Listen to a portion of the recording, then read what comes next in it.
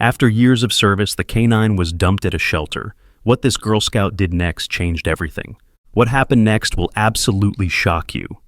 A 12-year-old girl discovered something that would expose the darkest secrets of her small town. And it all started with one abandoned police dog. If you're listening from anywhere around the world, make sure to like, share, subscribe, and drop a comment telling us where you're tuning in from. Because this story that you're about to listen to will leave you speechless. The rain hammered against the windows of Maplewood Animal Shelter like angry fists demanding entry. 12-year-old Emma Chen pressed her face against the cold glass, watching water streak down in twisted rivers. Her Girl Scout troop had planned this visit for weeks, but the October storm made everything feel different, darker, more mysterious. "Come on, Emma!" called her troop leader, Mrs. Patterson, her voice echoing through the concrete hallways.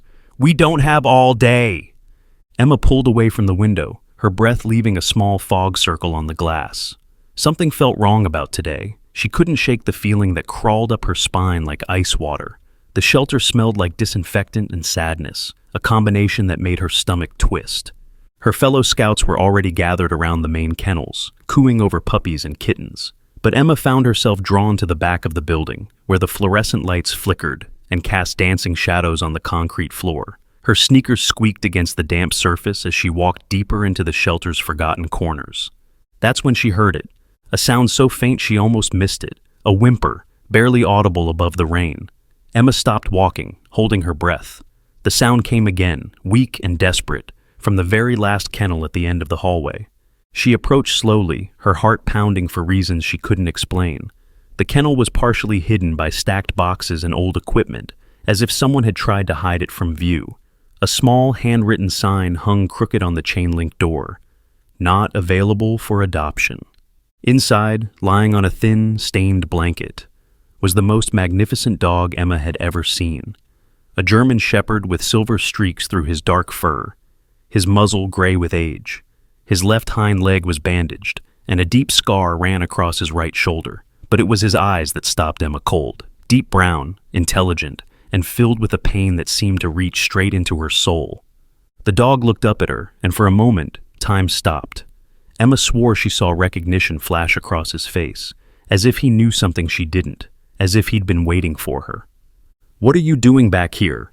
Emma jumped, spinning around to find Marcus, one of the teenage volunteers, standing behind her with his arms crossed. His expression was cold, unfriendly. "I heard something," Emma said, her voice barely above a whisper. "This dog. What happened to him?" Marcus glanced at the kennel, then back at Emma. "You shouldn't be back here. This area is off limits." "But he's hurt," Emma protested, looking back at the dog. "Why isn't he with the other animals? Why can't he be adopted?" "Because he's dangerous," Marcus said quickly. Too quickly. "He attacked someone. That's why he's here." Emma frowned. The dog didn't look dangerous. He looked broken, abandoned, forgotten. As she watched, he struggled to stand on 3 legs, his injured leg held carefully off the ground. He limped to the front of the kennel and pressed his nose against the chain link, looking directly at Emma. "What's his name?" she asked. Marcus hesitated. "Storm. His name is Storm." Emma reached toward the kennel, but Marcus grabbed her wrist. "Don't. He bites." But as Emma looked into Storm's eyes, she saw something Marcus couldn't see. She saw the same look her father had worn before he died last year, the look of someone carrying a terrible secret. "Emma, where are you?" Mrs. Patterson's voice echoed from the main area. "You need to go," Marcus said, releasing her wrist. "And don't come back here again." As Emma walked away, she glanced back one more time. Storm was watching her leave, his head tilted slightly to one side. And in that moment, Emma made a decision that would change everything. 2 hours later, the Girl Scout troop was loading back into the van when Emma realized she'd forgotten her jacket. She told Mrs. Patterson she'd be right back and slipped away from the group. The shelter was quieter now, most of the volunteers gone for the day. Emma crept back toward Storm's kennel, her heart racing. But when she got there, the kennel was empty. Looking for something? Emma turned to find Sarah, the shelter director, standing behind her.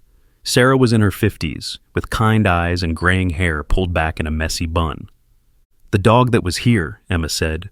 "Storm, where is he?" Sarah's expression softened. "Oh, honey, you shouldn't have seen him. We try to keep that area closed off to visitors." But where did he go? Is he okay? Sarah sat down on a nearby wooden crate, patting the space beside her. Emma hesitated, then sat down. Storm isn't his real name, Sarah began, her voice quiet. His real name is Knight. He was a police K-9, one of the best they ever had. Served for 8 years with the Maplewood Police Department. Emma's breath caught. My dad was a police officer here, Officer Chen. He died last year. Sarah's eyes widened. David Chen was your father? You knew him? Everyone knew your dad, honey. He was a good man. Sarah paused, studying Emma's face.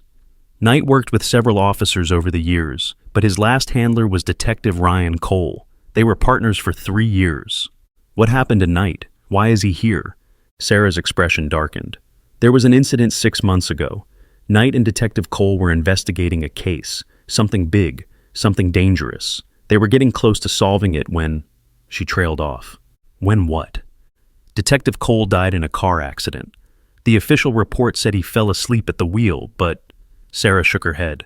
Knight was found 3 days later, injured and traumatized. He wouldn't eat, wouldn't interact with anyone. The department said he was too damaged to work, so they brought him here. Emma felt something cold settle in her stomach. You don't think Detective Cole's death was an accident?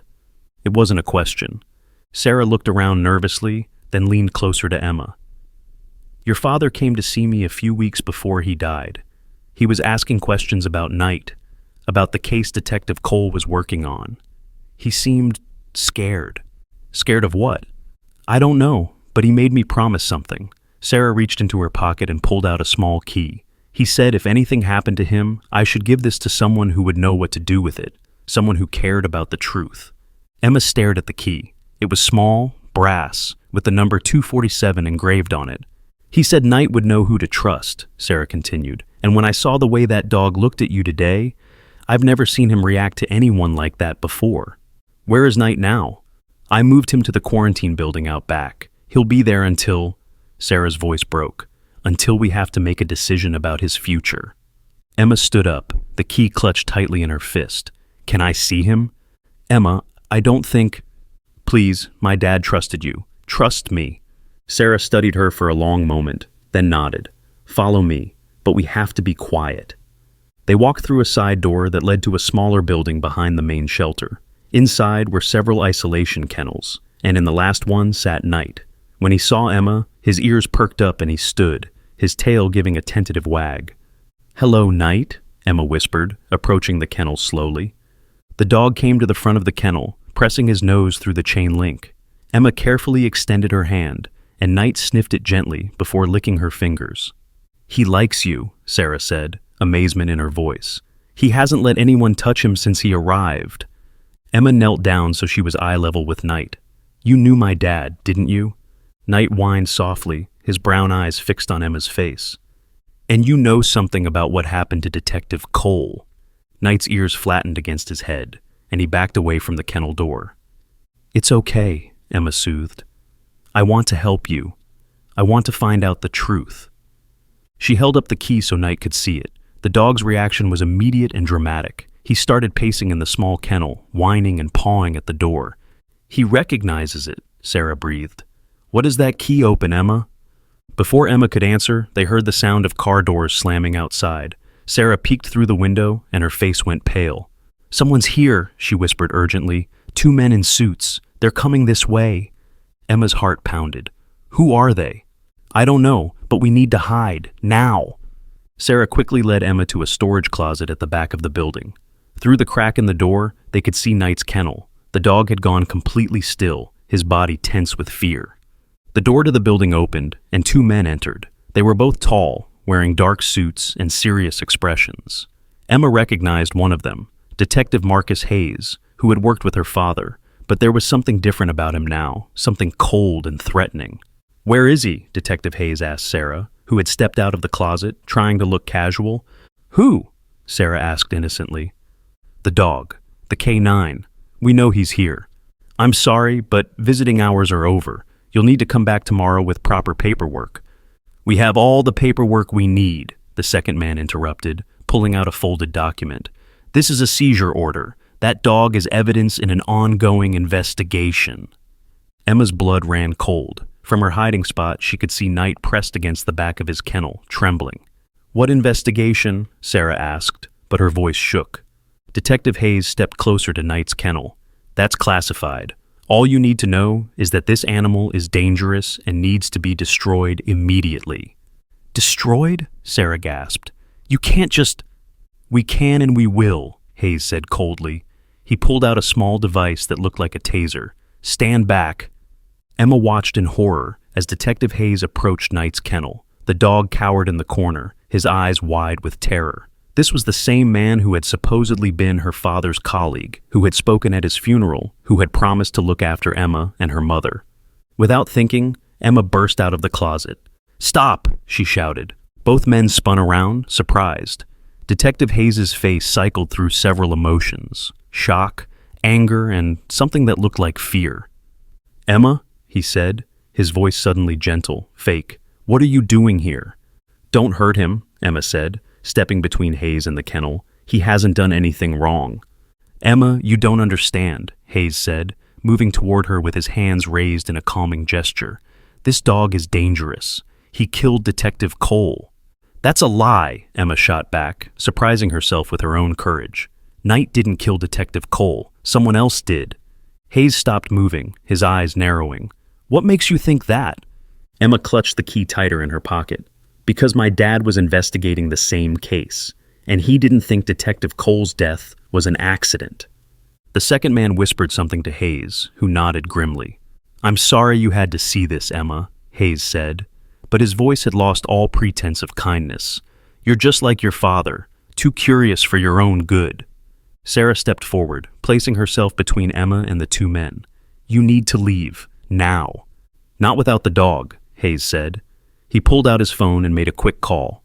"It's me. We have a problem. The Chen girl is here, and she knows something." Emma's heart stopped. Whatever was happening, it was bigger than just Knight. These men had killed Detective Cole, and they had something to do with her father's death, too. "Run," Sarah whispered to Emma. "Take the back exit. Go." But as Emma turned toward the back door, she heard Knight howling from his kennel, not in fear, but in warning. She looked back to see the second man pointing a gun at Sarah. "Nobody's going anywhere," he said quietly. Emma's world tilted sideways. This wasn't just about an abandoned police dog anymore. This was about murder, corruption, and secrets that people were willing to kill to protect. And somehow, Knight held the key to all of it. As Detective Hayes approached Knight's kennel with the taser, Emma made a decision that would either save their lives or get them all killed. She pulled out the key and held it high in the air. "You want to know what this opens?" she shouted. Both men froze, staring at the small brass key. "Where did you get that?" Hayes demanded, his voice deadly quiet. "My dad gave it to someone he trusted," Emma said, backing toward Knight's kennel, "and he said Knight would know who that someone was." Hayes's face went white with rage. "That key was supposed to be destroyed with everything else." "Everything else?" Emma asked. "You mean like Detective Cole, like my father?" The admission hung in the air like a death sentence. Hayes realized what he'd just revealed, and his hand moved toward his weapon. But in that moment of distraction, Sarah acted. She grabbed a heavy flashlight from the shelf and swung it at the second man's gun hand. The weapon went off, the sound deafening in the small space, but the bullet went wide, shattering a window. "Emma, go!" Sarah screamed. Emma's fingers fumbled with the latch on Knight's kennel. The dog burst out the moment the door opened, limping but determined. Together they ran toward the back exit as chaos erupted behind them. But as they reached the door, Emma heard Sarah cry out in pain. She turned to see the woman fall to the ground, Detective Hayes standing over her with the taser. "Sarah!" Emma screamed. Knight growled low in his throat, his hackles raised. Despite his injured leg, he positioned himself between Emma and the two men. "It doesn't have to be this way, Emma," Hayes said, advancing slowly. "Give me the key, and we can all walk away from this." Emma looked at Knight, who met her eyes with that same knowing look from before. In that moment, she understood. Her father hadn't just given Sarah a key. He'd given her a choice between safety and truth, between silence and justice. Emma made her choice. She threw open the back door and ran into the storm, Knight limping beside her, as Detective Hayes' shouts echoed behind them. The rain hit her face like needles, but she didn't slow down. She had to get somewhere safe, somewhere she could figure out what the key opened and why people were willing to kill for it. But as she ran through the dark streets of Maplewood, Emma realized with growing horror that there might not be anywhere safe left. If Detective Hayes was involved in her father's death, if he was part of whatever conspiracy had killed Detective Cole, then who could she trust? The only ally she had was a wounded police dog who had seen too much, and a brass key that held secrets worth killing for. Behind them, car engines roared to life. They were being followed. Emma and Knight disappeared into the maze of alleyways behind Main Street, but Emma knew they couldn't run forever. Soon, she would have to face the truth about what happened to her father, about the case that had gotten Detective Cole killed, and about the corruption that ran so deep it reached into the very heart of the Maplewood Police Department. The key in her pocket felt heavier with each step, as if it carried the weight of all the secrets buried in her small town.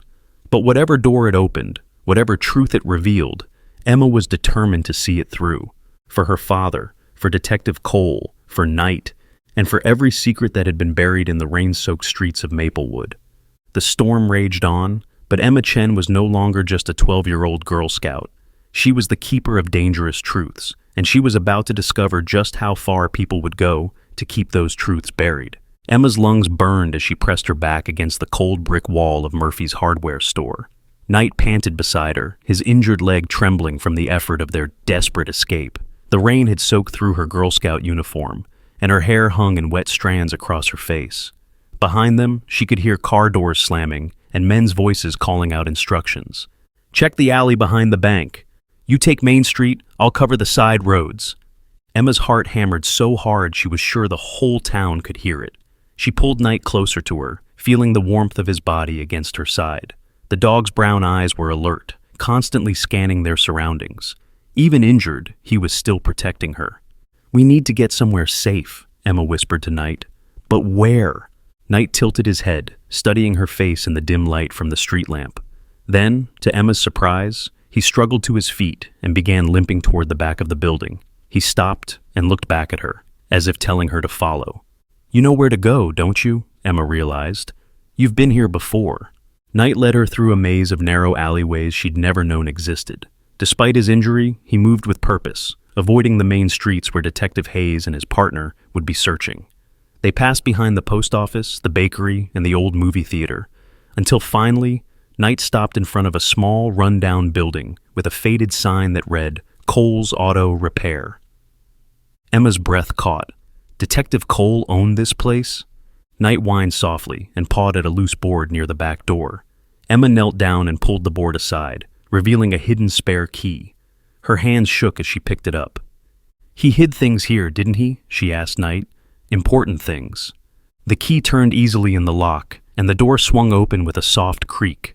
Emma and Knight stepped inside, and Emma quickly closed the door behind them.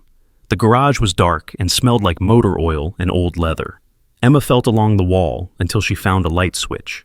What she saw when the fluorescent lights flickered on made her gasp. The garage looked normal enough, tool benches, car parts, an old pickup truck covered with a tarp.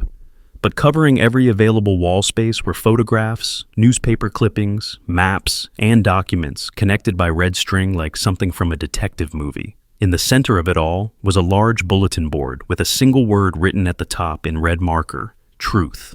Emma approached the board slowly, Knight limping beside her. The photographs showed various people around town, the mayor, several police officers including Detective Hayes, some business owners she recognized. But what made her stomach drop were the newspaper clippings about missing children. "Missing girl, age 8, last seen at Maplewood Elementary. Second child vanishes in 3 months. Police baffled by string of disappearances." Emma's hands trembled as she read article after article. 5 children had disappeared from Maplewood over the past 2 years. 5 children that no one seemed to be talking about anymore. "Oh my God," Emma whispered. "Detective Cole was investigating missing children." Knight nudged her hand with his nose, drawing her attention to a manila folder on the workbench. Emma opened it with shaking fingers. Inside were detailed reports, witness statements, and most shocking of all, records showing that the investigations into the missing children had been systematically shut down or reassigned. Every report was signed by the same person, Detective Marcus Hayes. Emma sank into a nearby chair, her mind reeling. Hayes wasn't just covering up Detective Cole's murder, he was covering up missing children.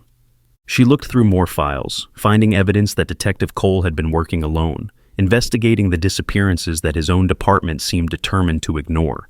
There were photos of various locations around town, the old mill, an abandoned warehouse district, several houses that looked empty and forgotten. But it was the last folder that made Emma's blood run cold. Inside was a photograph of her father, Officer David Chen, talking to Detective Cole outside the police station. The photo was dated just 1 week before her father's death. Attached to it was a handwritten note in Detective Cole's messy handwriting.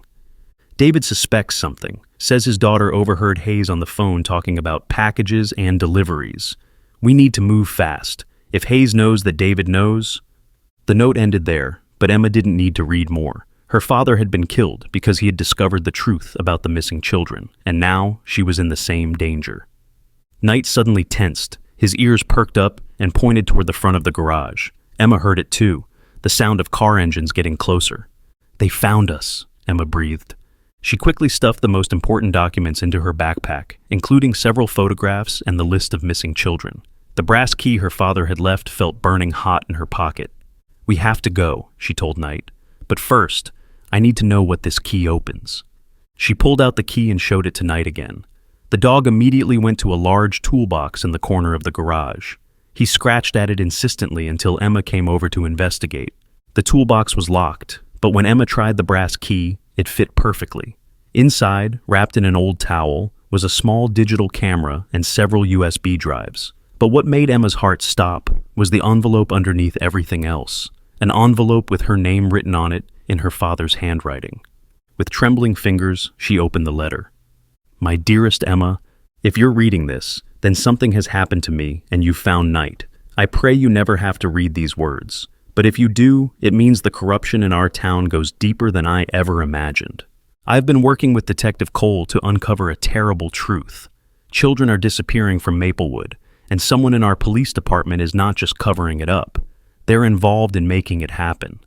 The USB drives contain everything we've discovered. Photos, recordings, evidence of a network that reaches far beyond our small town. Hayes is at the center of it all. He's been using his position to identify vulnerable children and facilitate their disappearance. The accidents that have been happening to people who ask too many questions aren't accidents at all. Emma, I need you to know that you are the bravest person I've ever known. Even as a little girl, you never backed down from doing what was right. That's why I'm trusting you with this. If something happens to me and to Detective Cole, you might be the only one who can expose the truth. But baby girl, you have to be smart about this. Hayes and his people are dangerous. They've killed to protect their secret, and they won't hesitate to kill again. You need to find someone you can trust completely, someone outside the police department, someone who can help you get this evidence to the right people. Knight will protect you. He's seen everything, been part of every investigation. He knows who the bad guys are, and he knows who can be trusted. Listen to him. I love you more than all the stars in the sky. Be brave, be smart, and know that everything I did was to make the world safer for you. Your father, David Chen. P.S. The camera contains the most important evidence. Guard it with your life. Emma wiped tears from her cheeks as car doors slammed outside the garage. Through the small window, she could see flashlight beams moving around the building. I won't let them win, Dad, she whispered, tucking the letter into her backpack along with the camera and USB drives. I promise.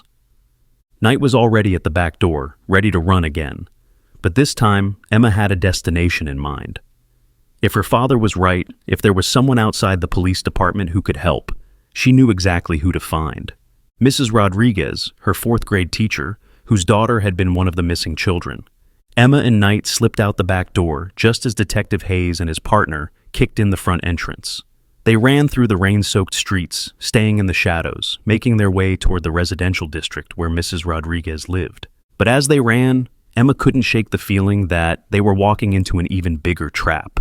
How many people in Maplewood were involved in this conspiracy? How many people who smiled and waved at her every day were part of something so evil? They reached Mrs. Rodriguez's house just as the clock tower in the town square chimed midnight. Emma stood on the front porch, soaking wet and shivering, with Knight pressed against her side. She raised her hand to knock, then hesitated. What if Mrs. Rodriguez didn't believe her? What if she was part of it too? What if Emma was about to make the biggest mistake of her life? But Knight nudged her forward, and Emma remembered her father's words. Listen to him. She knocked. After what felt like forever, the porch light came on and the door opened. Mrs. Rodriguez stood there in her bathrobe, her graying hair pulled back in a messy bun. When she saw Emma and Knight, her face went through a series of emotions: surprise, concern, and then something that looked like recognition.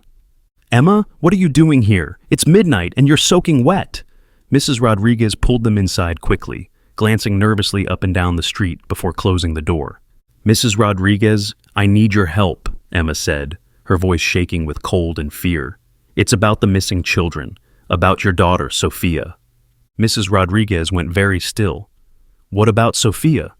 Emma pulled the photographs from her backpack, the pictures of the missing children, the evidence Detective Cole had gathered. My father and Detective Cole were investigating the disappearances. They found out who's responsible. Mrs. Rodriguez stared at the photographs, her hand covering her mouth. These are all the children who've gone missing, but the police said there was no connection, that they were isolated incidents. The police lied, Emma said. Detective Hayes is involved. He's been covering it up, and he killed Detective Cole and my father to keep it quiet. That's a very serious accusation, Emma. Mrs. Rodriguez's voice was careful, controlled. Emma felt Knight tense beside her. The dog was staring at Mrs. Rodriguez with an expression Emma couldn't read.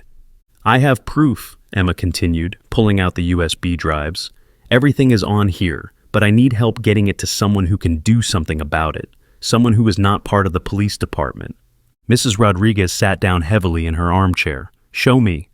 Emma plugged one of the USB drives into Mrs. Rodriguez's laptop. The screen filled with folders, dozens of them, all meticulously organized. Photos, audio recordings, financial records, witness statements. It was a complete investigation into the disappearance of 5 children and the corruption that had allowed it to happen. As they scrolled through the files, Mrs. Rodriguez began to cry. My Sophia. She was so scared the week before she disappeared.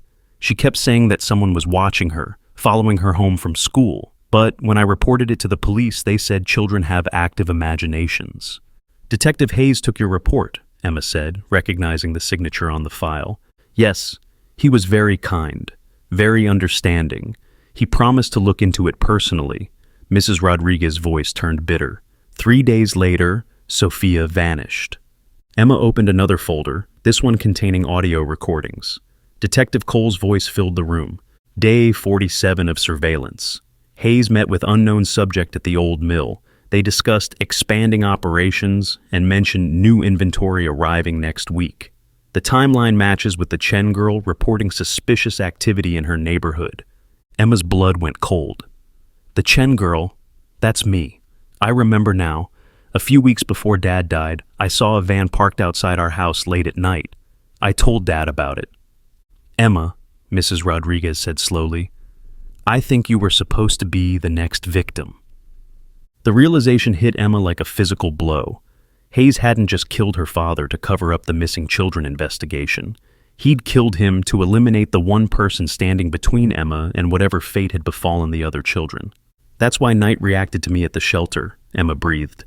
Dad must have told Detective Cole about the van, about someone targeting me. Knight was there during the investigation. He knows I was supposed to be next. Knight whined softly and pressed closer to Emma, as if confirming her words. Mrs. Rodriguez closed the laptop and looked at Emma with new determination. We have to get this evidence to someone who can help, someone with the power to expose this whole thing. Who? Emma asked. If Hayes has people in the police department helping him, how do we know who to trust? My brother, Mrs. Rodriguez said. He's an FBI agent in the state capitol. He's been asking questions about the missing children cases, said something didn't seem right about the lack of follow-up from local authorities. Emma felt a surge of hope. Can you call him? It's too dangerous to use the phone. Hayes might be monitoring calls, but I can drive you there. It's only 2 hours away. What about Knight? He's hurt, and... Mrs. Rodriguez looked at the dog, who had positioned himself between Emma and the door, constantly alert for danger. Knight comes with us. He's part of this evidence too. If what you're saying is true, he's witnessed things that could help convict these people. Emma nodded, but something was bothering her. Something about Mrs. Rodriguez's quick acceptance of the story, her immediate willingness to help. It felt too easy, too convenient. Knight must have sensed her unease because he moved slightly, placing himself in a position where he could see both Emma and Mrs. Rodriguez. "Mrs. Rodriguez," Emma said carefully, "when exactly did your brother start asking questions about the missing children?" "Oh, it was, let me think, about 3 months ago, I believe." Emma's heart sank. Detective Cole's notes indicated that he had only begun his investigation 2 months ago. And if Mrs. Rodriguez's brother had been investigating for 3 months, why hadn't he contacted the local police? Why hadn't he interviewed the families of the missing children? "That's funny," Emma said, testing her theory, "because Detective Cole's files show the investigation only started 2 months ago." Mrs. Rodriguez's expression didn't change, but Emma saw something flicker in her eyes. "Oh, well, maybe I have the timeline wrong. It's been such a difficult time."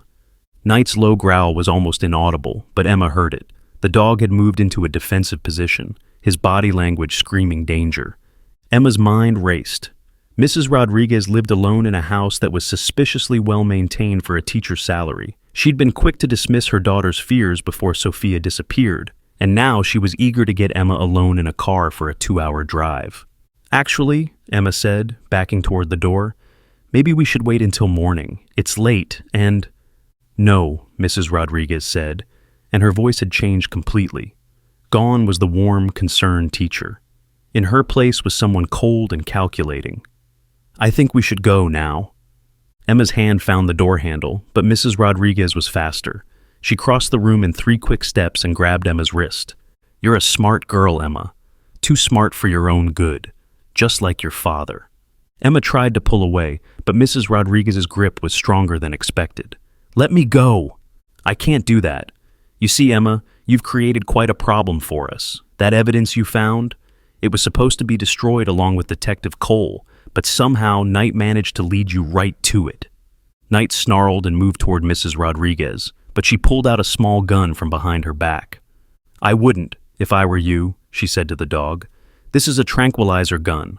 1 dart, and you'll be asleep for hours, and Emma will be all alone." Emma's world tilted sideways. "You're one of them. You helped them take Sophia." "Sophia was becoming a problem," Mrs. Rodriguez said matter-of-factly. "She was asking too many questions, noticing too many things. Children can be so inconveniently observant." "She was your daughter." "She was in the way." Mrs. Rodriguez's voice was flat, emotionless. "Just like you're in the way now." Emma looked around desperately for an escape route. The front door was blocked by Mrs. Rodriguez. The back door was across the room, past the woman with the tranquilizer gun. The windows were too small to climb through quickly. But Knight had other ideas. Despite his injured leg, the police dog suddenly lunged not at Mrs. Rodriguez, but at the living room lamp. It crashed to the floor, plunging the room into darkness. In the confusion, Emma heard Mrs. Rodriguez curse, and the soft pop of the tranquilizer gun firing. "Run, Emma!" she heard Knight bark. Or maybe she imagined it. Emma dove toward where she remembered the back door being, her hands frantically searching for the handle. Behind her, she could hear Mrs. Rodriguez stumbling around in the darkness, cursing and bumping into furniture. Emma's fingers found the door handle, and she yanked it open, bursting out into the rainy night. Knight limped out behind her, but Emma could see he was slowing down. The tranquilizer dart had hit him in the shoulder. "Knight, come on," Emma urged, but the dog was struggling to keep up. Behind them, lights came on in the house, and Emma heard Mrs. Rodriguez talking quickly on the phone. She got away. Yes, she has the evidence. No, the dog is tranquilized but still mobile. You need to set up roadblocks on all the main routes out of town. Emma realized with growing horror that they were trapped. Mrs. Rodriguez had been the backup plan all along. When Hayes couldn't catch Emma at the shelter or the garage, they'd used Mrs. Rodriguez to lure her into a false sense of security. But who else was involved? How many people in Maplewood were part of this conspiracy? Knight stumbled and nearly fell. The tranquilizer was taking effect, and soon he wouldn't be able to run at all. Emma had to find somewhere safe, somewhere she could hide until she figured out how to get the evidence to someone who could actually help. But where in Maplewood could she possibly be safe? As if reading her thoughts, Knight lifted his head and looked toward the old church at the end of the street. Father Miguel, the priest, had been her father's friend. They'd served together in the army before Dad became a police officer. If anyone in town could be trusted, it would be him. Emma half carried, half dragged the weakening Knight toward the church. Behind them, she could hear cars starting up and driving in different directions. They were organizing a search, probably calling in more people to help. The church was dark, but Emma knew Father Miguel lived in the small rectory next door. She pounded on his door, not caring who heard her now. The door opened to reveal Father Miguel in his pajamas, his gray hair disheveled from sleep. When he saw Emma and Knight, both soaking wet and clearly in distress, his expression immediately became alert and concerned. "Emma, what's wrong, child?" "Father Miguel, I need your help. It's about my dad, about Detective Cole, about the missing children. There are people trying to kill me, and I have evidence that could save other kids." Father Miguel looked up and down the street, then quickly ushered them inside. "Tell me everything." Emma spilled out the whole story, finding Knight, discovering Detective Cole's investigation, learning that her father had been murdered, realizing that Mrs. Rodriguez was involved in the conspiracy. Father Miguel listened without interruption, his face growing more grave with each revelation. When Emma finished, Father Miguel was quiet for a long moment. Knight lay on the floor beside Emma, his breathing slow and labored from the tranquilizer. "Your father came to see me 2 weeks before he died," Father Miguel finally said. "He was scared, Emma. He said he'd discovered something terrible, something that went to the very heart of our community. He asked me to promise that if anything happened to him, I would help you find the truth." Emma felt tears welling up in her eyes. "What did he tell you?" "Not everything. He said it was too dangerous for me to know the details. But he did say that the people involved weren't just criminals. They were people in positions of trust and authority, people who had been entrusted with protecting children, not harming them." Emma pulled out the USB drives and the camera. "It's all here. Everything Detective Cole and my dad discovered. But I don't know who to trust with it. Mrs. Rodriguez was supposed to help me, but she was working with them all along." Father Miguel examined the evidence, his face growing paler with each file he opened. "My God," he whispered. 5 children. 5 innocent children. Can you help me get this to someone outside of Maplewood who can actually do something about it?" Father Miguel nodded. "I have contacts in the State Attorney General's office. People I trust completely. But Emma, we need to get you somewhere safe first. If what you're saying is true, if there's a conspiracy this deep in the police department, nowhere in Maplewood is safe for you." As if to prove his point, they heard the sound of vehicles pulling up outside the church. Through the window, Emma could see police cars and unmarked vehicles surrounding the building. "They found us," Emma breathed. Father Miguel looked out the window and his face went white. "Detective Hayes is here, and he's brought half the police department with him." Emma's heart sank. Even the church wasn't safe. There was nowhere left to run, nowhere left to hide. But as she looked down at Knight, still fighting off the effects of the tranquilizer, Emma made a decision. She wasn't going to run anymore. Her father hadn't run when he'd discovered the truth. Detective Cole hadn't run. They'd stood up for what was right, even when it cost them their lives. It was time for Emma to do the same. What would you do if you discovered your entire town was hiding a secret worth killing for, and the only witness was a dog that couldn't speak? Emma looked out the window at the police cars surrounding the church, her mind racing. Detective Hayes stood in the center of it all, talking into his radio, while other officers positioned themselves around the building. But something wasn't right about the scene. Emma counted only 4 actual police cars. The rest were unmarked vehicles with tinted windows. "Father Miguel," Emma whispered, "how many police officers work in Maplewood?" "About 15, I think. Why?" "Because there are at least 20 men out there, and most of them aren't wearing police uniforms." Father Miguel peered through the curtains more carefully.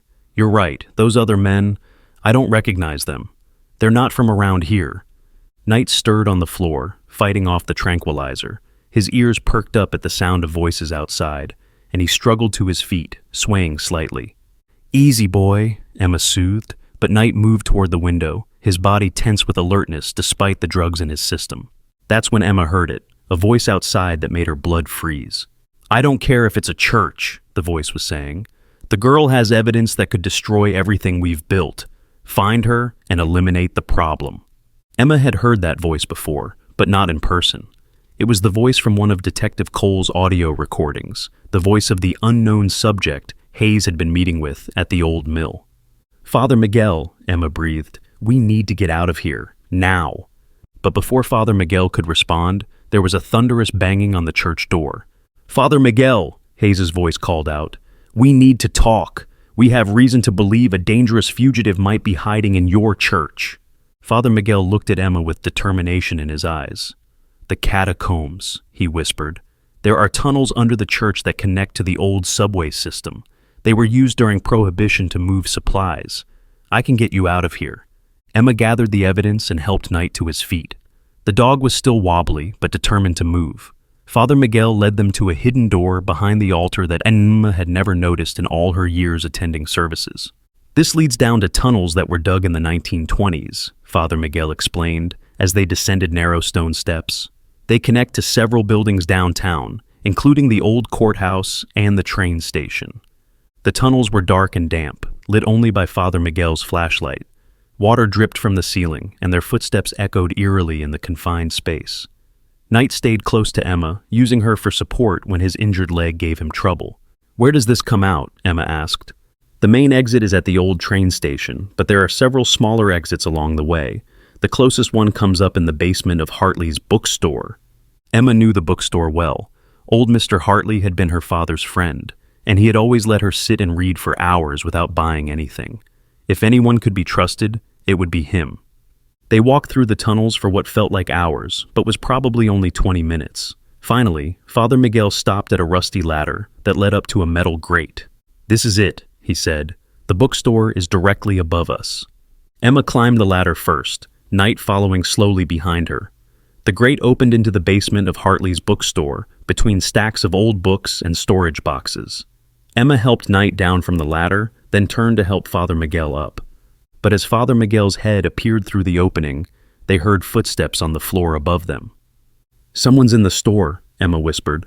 Father Miguel froze on the ladder. "Mr. Hartley doesn't live above the store anymore. He moved to the retirement home last month." Emma's heart sank. "Then who's upstairs?" They had their answer when a familiar voice called down from above. "Emma, I know you're down there. We found the tunnel entrance at the church." Detective Hayes. "How did they know about the tunnels?" Emma whispered frantically. Father Miguel's face went pale. "I don't know. Those tunnels have been secret for decades." Emma heard more footsteps above and realized they were trapped. Hayes and his people were upstairs, and the only way out was back through the tunnels they'd just come from. But Knight had other ideas. Despite his condition, the police dog moved toward a section of the basement wall that looked different from the rest. He pawed at it insistently until Emma came to investigate. Behind a stack of old boxes, Emma found another opening, this one smaller and more crudely cut than the tunnel they'd just used. "There's another way out," she whispered to Father Miguel. "That's impossible. I know these tunnels like the back of my hand." But as Emma shined the flashlight into the opening, she could see it led to a different set of tunnels entirely. These were newer, with modern lighting and concrete walls instead of the old brick and stone they'd been walking through. "These aren't Prohibition tunnels," Emma realized. "These are new." Knight was already moving into the new tunnel, his instincts telling him this was the right way to go. Emma and Father Miguel had no choice but to follow, especially as they heard Detective Hayes and his men coming down the basement stairs. The new tunnels were surprisingly well maintained, with electric lighting and even ventilation systems. As they walked, Emma noticed security cameras mounted at regular intervals. "Someone's been using these tunnels recently," Father Miguel observed. "Very recently." Emma felt a chill that had nothing to do with the underground temperature. "Father Miguel, what if these tunnels are how they've been moving the missing children? What if this whole underground network is part of their operation?" The thought was terrifying, but it made sense. How else could 5 children disappear from a small town without anyone seeing anything? How else could the perpetrators move around without being detected? Knight suddenly stopped and growled low in his throat. Ahead of them, the tunnel split into 3 different directions. But it wasn't the choice of paths that had alerted Knight. It was what Emma could now hear echoing through the tunnels. Children's voices. Emma's blood turned to ice. "Oh my God! The missing children, they're down here!" Father Miguel grabbed her arm. "Emma, we need to go back. This is too dangerous." But Emma shook off his grip. "No. If those children are alive, if they're down here, I have to help them." "Emma, there could be dozens of people guarding them. We need to get you to safety first, then come back with help." Knight looked back and forth between Emma and Father Miguel, his brown eyes conflicted. Emma could see the dog was torn between protecting her and his ingrained police training to rescue victims. The decision was made for them when they heard Detective Hayes' voice echoing through the tunnels behind them. They went into the new section. Split up and find them. Emma made a split-second decision. She pulled out one of the USB drives and pressed it into Father Miguel's hand. "Take this and get out of here," she whispered urgently. "Get it to your contacts in the State Attorney General's office. Tell them everything." "Emma, no, I'm not leaving you down here." "Someone has to survive to tell the story," Emma said, surprising herself with how calm she sounded. "If I don't make it out, at least the truth will." Knight whined softly and pressed against Emma's leg. The dog had made his choice. He was staying with her. Father Miguel looked like he wanted to argue, but the sound of approaching footsteps made the decision for him. "I'll be back with help," he promised, then disappeared into the darkness of the old tunnel system. Emma and Knight moved toward the sound of the children's voices, taking the middle tunnel. The voices grew louder as they walked, and Emma could make out individual words now. "I want to go home. When can we see our families? I'm scared." Emma's heart broke. These children had been underground for months, maybe years, believing they would never see their families again. She had to find a way to help them. The tunnel opened into a large underground chamber that had been converted into some kind of holding area. Emma peered around the corner and gasped at what she saw. There were at least 8 children in the chamber, ranging in age from about 6 to 12. They were sitting on cots and mattresses, playing with toys and coloring books, but Emma could see the fear in their eyes. 2 armed guards stood near the entrance to the chamber, and Emma recognized one of them, Officer Patterson from the Maplewood Police Department. But what made Emma's stomach turn was the setup itself. This wasn't a temporary hiding place. This was a permanent facility designed to house children for extended periods. There were bathroom facilities, a kitchen area, even what looked like a classroom setup. These children weren't being hidden until they could be moved somewhere else. They were being kept here, underground, like prisoners. Emma pulled out the small digital camera her father had hidden and began taking pictures. She had to document this, had to have proof of what she was seeing. Knight nudged her and pointed with his nose toward another tunnel opening on the far side of the chamber. Emma could see more guards moving through that area, and she realized this underground complex was much larger than she'd initially thought. As Emma watched, a new figure entered the chamber, a woman in a business suit carrying a clipboard. Emma didn't recognize her, but the way the guards deferred to her made it clear she was in charge. "Children," the woman announced in a voice that was artificially cheerful, "you have visitors coming tomorrow. I need you all to be on your best behavior and remember what we've taught you to say." Emma's blood ran cold. Visitors. This wasn't just about hiding children. They were being prepared for something. And whatever it was, it required them to lie about their situation. One of the younger children, a boy who couldn't have been more than 7, raised his hand timidly. "When can we go home to our real families?" The woman's smile faltered for just a moment. "You are home, Tommy. This is your family now. We've talked about this." Emma recognized the boy from the missing children photos, Tommy Martinez, who had disappeared 8 months ago. His family had held candlelight vigils, put up missing posters all over town, and never stopped searching for him. Emma took more pictures, zooming in on the children's faces. Their families needed to know they were alive. The world needed to know what was happening in the tunnels beneath Maplewood.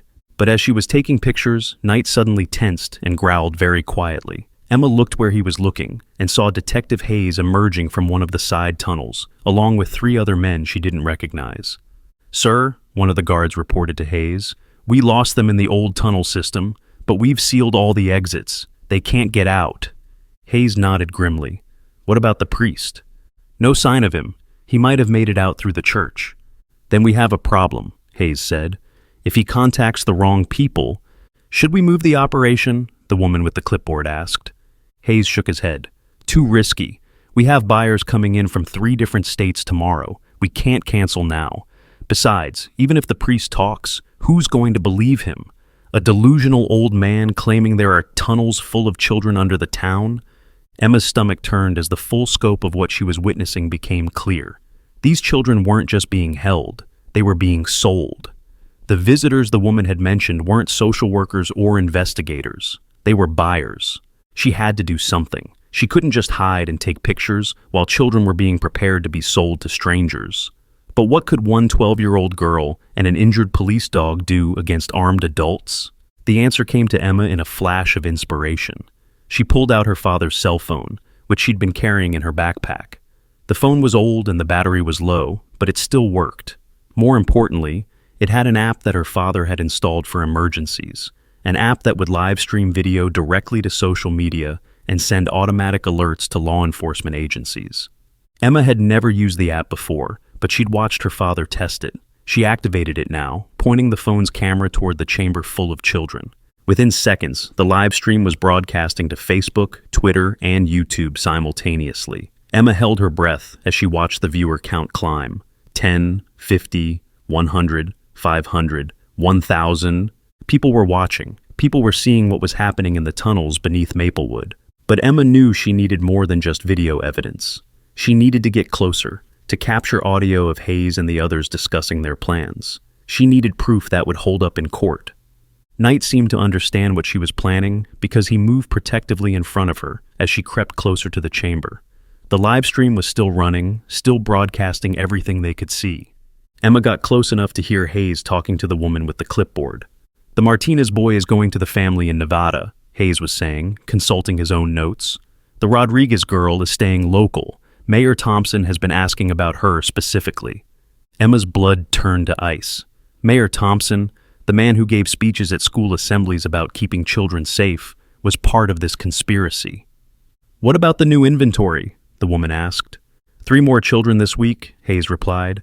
"The Chen girl was supposed to be part of that shipment, but she's proven more troublesome than anticipated."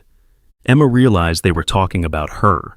She was supposed to be down here with these other children, waiting to be sold to strangers. The only thing that had saved her was her father's investigation and Knight's protection. The live stream viewer count was now over 5,000 and climbing rapidly.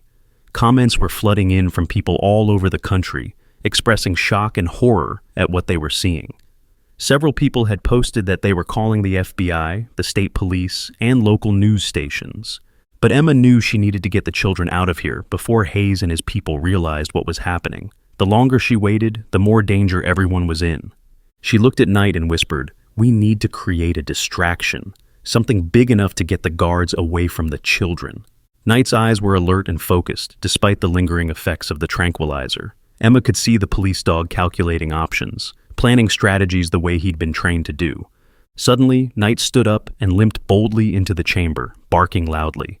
"Knight!" Emma hissed, but it was too late. The dog had committed to his plan.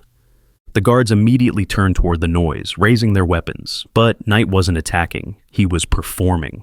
The police dog began running in circles, chasing his own tail and barking playfully, as if he was just a confused, injured dog who had wandered into the tunnels. "What the hell?" one of the guards muttered. "How did a dog get down here?" "It's the K9 from the shelter," Hayes realized, his face going white. "The one that was with the Chen girl. Should we shoot it?" "Not in front of the children," the woman with the clipboard said quickly. "It will traumatize them before the sales." While the adults were focused on Knight, Emma saw her opportunity. She moved along the edge of the chamber, staying in the shadows, getting closer to the children. The live stream was still running, and she could see the viewer count had climbed to over 10,000.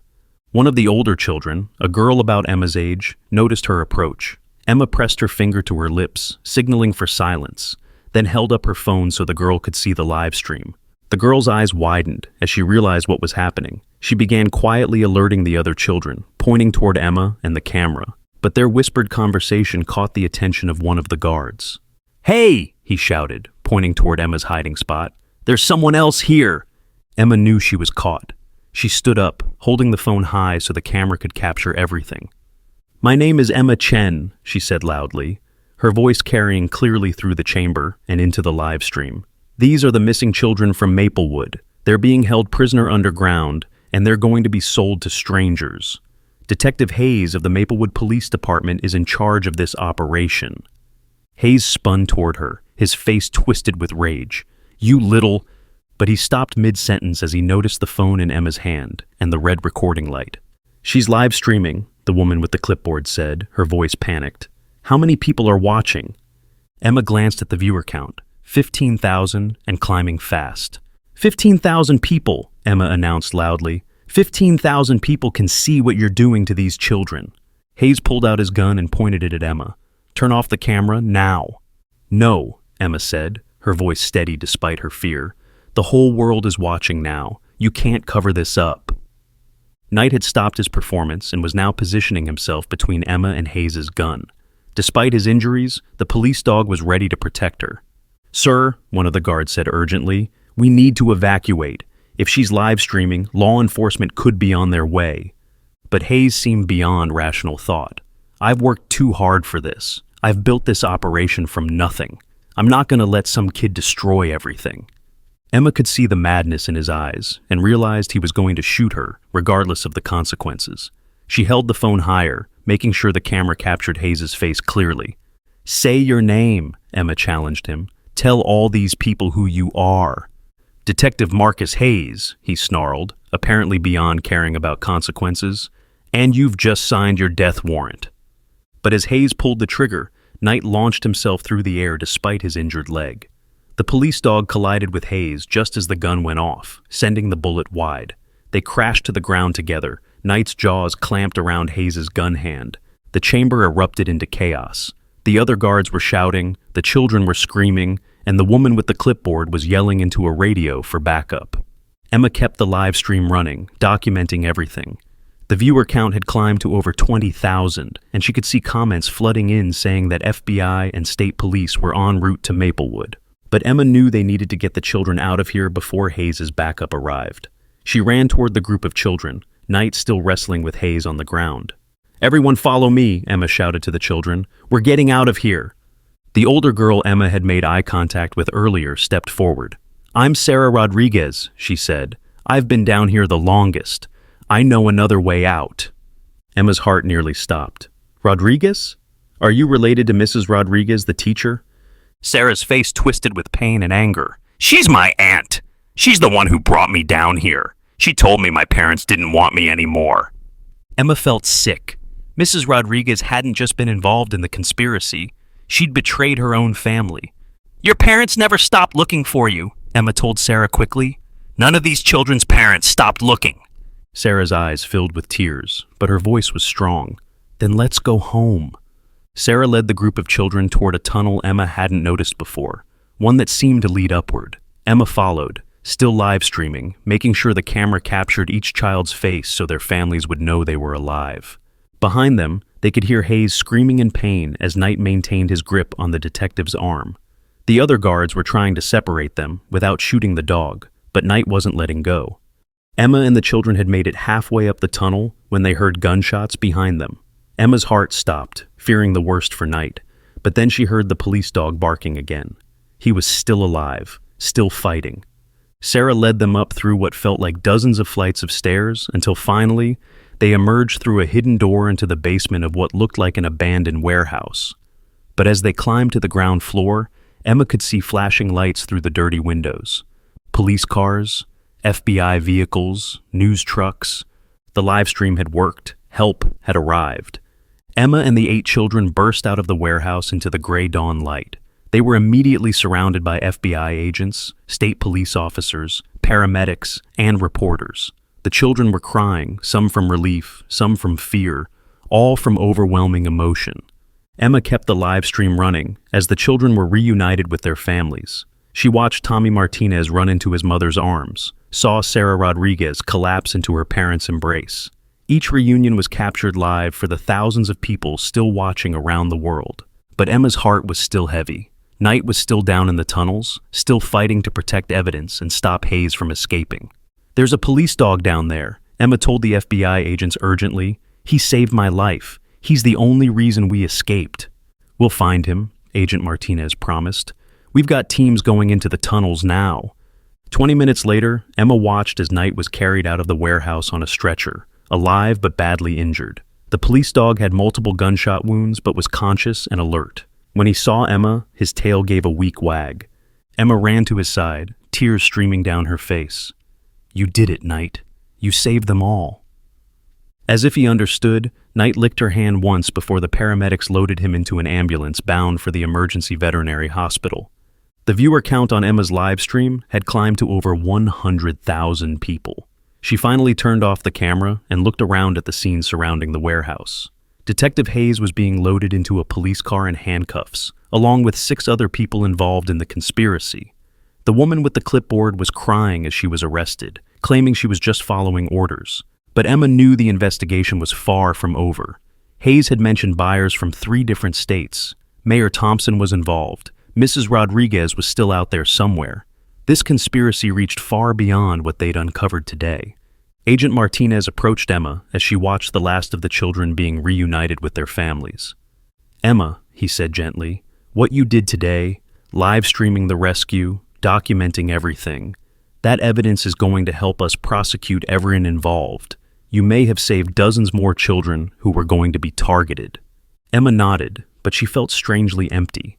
She'd accomplished what her father and Detective Cole had died trying to do, but the cost had been so high. "Is Knight going to be okay?" she asked. "The vets say he has a good chance of recovery. He's a fighter, just like you." Emma smiled for the first time in days. She had found the truth, exposed the conspiracy, and saved 8 children. Her father and Detective Cole could finally rest in peace. But as she watched the news trucks setting up for live broadcasts about the rescue, Emma couldn't shake the feeling that this was just the beginning. Hayes had mentioned buyers from other states, other operations, other children still in danger. The fight for justice was far from over. How do you think Emma's live stream changed the way missing children cases are investigated forever? And what would you have done in her situation? 3 weeks later, Emma sat in the waiting room of Maplewood Veterinary Hospital, her hands folded tightly in her lap. The fluorescent lights hummed overhead, and the smell of antiseptic couldn't quite mask the underlying scent of fear and hope that seemed to permeate every animal hospital. Knight had survived 3 surgeries to remove bullets from his shoulder and leg, but the doctors said his recovery would be long and uncertain. The police dog that had once been able to chase down criminals and leap over fences might never walk normally again. "Emma Chen?" Dr. Sarah Williams emerged from the back room, her scrubs stained and her face tired but hopeful. "You can see him now." Emma's heart pounded as she followed Dr. Williams down the hallway. She'd been coming to visit Knight every day since the rescue, but today felt different. Today the doctors were going to tell her whether Knight would ever be able to live a normal life again. Knight was lying on a large cushion in a private recovery room, his right leg in a cast and his left shoulder heavily bandaged. When he saw Emma, his ears perked up and his tail gave a weak wag, but he didn't try to stand. "How is he?" Emma asked, kneeling beside the cushion. Dr. Williams sat down in a nearby chair, her expression serious. "Emma, I'm going to be honest with you. Knight's injuries are severe. The bullet damage to his shoulder has left him with permanent nerve damage, and his leg, well, he'll always have a limp." Emma felt tears welling up in her eyes. "So, he can't be a police dog anymore?" "No, honey. His days of active duty are over, but that doesn't mean his life is over. With the right care and rehabilitation, Knight can still have a good quality of life. He just won't be able to do the physical work he used to do." Emma nodded, trying to process what this meant. Knight had given up everything to save her and the other children. He'd sacrificed his career, his health, maybe even his future to do what was right. "There is something else we need to discuss," Dr. Williams continued. "Knight needs a home. The police department has officially retired him, which means he needs someone to adopt him and take care of his ongoing medical needs." Emma's heart leaped. "Can I adopt him?" "That's something you'd need to discuss with your mother. Caring for a dog with Knight's injuries is a big responsibility. He'll need daily medication, regular physical therapy, and specialized equipment." Emma thought about her mother, who had been both proud and terrified of what Emma had done. The woman who had once tried to protect Emma from the truth was now her biggest supporter, encouraging her to speak at press conferences and tell her story to anyone who would listen. "I'll talk to her," Emma said. "But, Dr. Williams, Knight saved my life. The least I can do is take care of him now that he needs help." Knight seemed to understand what they were discussing because he lifted his head and nuzzled Emma's hand. Despite his pain and the uncertainty of his future, the police dog's eyes still held that same intelligent awareness that had first drawn Emma to him. "There's someone here to see you," Dr. Williams said, glancing toward the door. "Agent Martinez from the FBI. He says he has news about the investigation." Emma's stomach tightened. Over the past 3 weeks, the investigation into the Maplewood conspiracy had grown larger and more complex than anyone had imagined. What had started as the rescue of 8 children had uncovered a network spanning multiple states and involving dozens of people. Agent Martinez entered the room with a thick folder under his arm and a grim expression on his face. He was a tall, serious man in his 40s who had been kind to Emma throughout the investigation, but today he looked troubled. "Hello, Emma. How's Knight doing?" "Better," Emma said, though they both knew that was relative. "Do you have news about the case?" Agent Martinez sat down and opened his folder. "We do, and some of it is going to be difficult to hear." Emma braced herself. Over the past weeks, she'd learned that the conspiracy had been much larger than even Detective Cole had suspected. Mayor Thompson had been arrested, along with 12 police officers from surrounding towns. Mrs. Rodriguez had been found hiding in a hotel 3 states away, carrying fake identification and enough cash to disappear forever. "We've identified the buyers that Hayes mentioned," Agent Martinez began. "The operation wasn't just about selling children locally. They were part of a national network that trafficked children across state lines." Emma felt sick. How many children? "We're still investigating, but we believe this network was responsible for the disappearance of at least 40 children over the past 5 years. Children from small towns where the disappearances could be covered up or explained away." Emma thought about Tommy Martinez, Sarah Rodriguez, and the other children who had been rescued. They were safe now, reunited with their families and receiving counseling to help them heal from their trauma. But 40 other children had not been so lucky. "Are they safe now, the other children?" "We're working with law enforcement agencies across the country to locate and rescue as many as possible. Your live stream provided crucial evidence that helped us map the entire network. We've made arrests in 7 states so far." Agent Martinez pulled out a photograph and handed it to Emma. It showed a man in his 50s with graying hair and cold eyes. Emma didn't recognize him. "This is Vincent Morrison," Agent Martinez explained. "He was the head of the entire operation. Hayes was just one of many local coordinators working for Morrison's organization." Emma studied the photograph. "Have you arrested him?" Agent Martinez's expression darkened. "That's the problem. Morrison disappeared the day after your live stream. We believe someone tipped him off that the operation had been exposed. He's been in the wind for 3 weeks now." Emma felt a chill run down her spine. "So, he's still out there?" "Yes. And Emma, we have reason to believe he might try to retaliate against you. You're the one who exposed his entire network. Your live stream cost him millions of dollars and destroyed years of planning." Knight lifted his head and looked directly at Agent Martinez, as if he understood the threat being discussed. Despite his injuries, the police dog's protective instincts were still sharp. "What does that mean for me?" Emma asked. "It means we need to take precautions. We're recommending that you and your mother enter the witness protection program, at least temporarily, until we can locate Morrison and neutralize the threat." Emma's world tilted sideways. Witness protection meant leaving Maplewood, changing their names, giving up everything they had ever known. It meant leaving Knight behind when he needed her most. For how long? "We don't know. It could be months. It could be years. Morrison has resources and connections we're still trying to understand. He's not going to give up easily." Emma looked down at Knight, who was watching her with those intelligent brown eyes. She'd already lost her father to this conspiracy. She'd almost lost her life. Now she was being asked to give up her identity, her home, everything that made her who she was. "Can Knight come with us?" Agent Martinez hesitated. "Emma, witness protection is designed for people, not animals, and Knight's medical needs." "Agent Martinez," Emma interrupted, her voice stronger than she felt. "Knight isn't just an animal, he's a witness too. He knows more about this conspiracy than anyone except me. If Morrison is still out there, if he's planning retaliation, Knight is in just as much danger as I am." Agent Martinez looked thoughtful. "You might have a point. Let me discuss it with my supervisors." Over the next hour, Agent Martinez made several phone calls while Emma sat with Knight, gently stroking the dog's head and thinking about everything that had happened.